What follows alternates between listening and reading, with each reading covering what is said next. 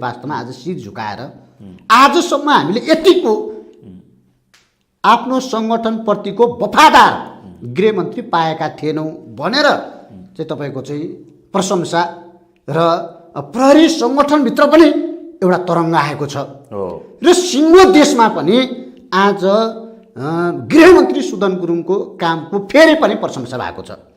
वास्तवमा मैले पनि आजसम्म कुनै पनि गृहमन्त्री यसरी आफ्नो सङ्गठन आफ्नो माताहतको सङ्गठनको एउटा अफिसरको अन्तिम विदाईमा सबलाई नै काँधमा हालेर बोकेको पहिलो पटक देखिरहेको छु। यो भनेको के भन्दा पहिलो पटक नै इमान्दारिता पहिलो पटक हो। यो पहिलो पटक इतिहासमा पहिलो पटक हो। नेपालको इतिहासमा गृहमन्त्री स्वयंले चाहिँ इन्सपेक्टरको शवलाई दाह संस्कार गरिरहँदाखेरि काँधमा हाल्नु भनेको यो पहिलो पटक हो। यो मैले आजसम्म देखेको थिएन दृश्य। वास्तवमा यो दृश्यले मलाई भावुक र चाहिँ तपाईँको चाहिँ अलि चाहिँ तपाईँको चाहिँ जिम्मेवार पनि बनायो।